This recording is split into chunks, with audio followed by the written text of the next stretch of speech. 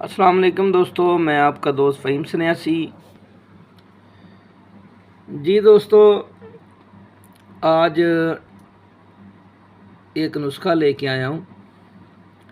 ये बड़ा अक्सरी खुराकी नुस्खा है, पोशाकी भी है।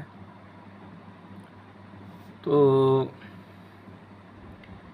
ये नुस्खा नाफ से ऊपर यानी मुंह से, नाक से, कान से या कहीं से नाफ से ऊपर जो खून का आना है, तो इस नुस्खे की पहली खुराक दें तो खून बंद हो जाता है।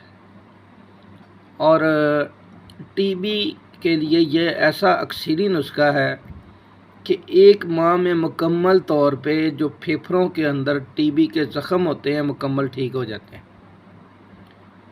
नुस्खा कुछ ऐसे है कि कछुए का जो ऊपर का खोल होता है, कछुए का हमने वो लेना है, खोल यानी हड्डी लेनी है कछुए की। तो उसको ना आग पे जला लेना है, वो पीसक हो जाएगा। उसको पीस लेना है, पाउडर कर लेना है। पाउडर करके उसके अंदर एक खोल की हड्डी लेनी है और उसके अंदर 3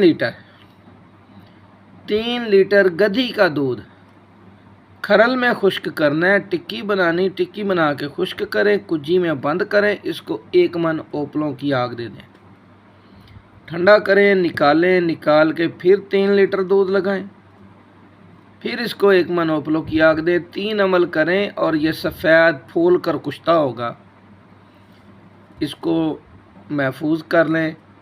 ये जी 1000 mg का कैप्सूल भर के दूध के साथ दें, दूध पत्ती के साथ। पहली खुराक पे ही टीबी की वजह से या जिगर के डैमेज होने की वजह से खांसने से खून आता हो तो पहली खुराक पे खून बंद हो जाता है। 1000 mg का कैप्सूल है, एक सुबह एक शाम इस्तेमाल करवाएं। इंशाल्लाह दुआ में याद रखें। अस्सलाम वालेकुम।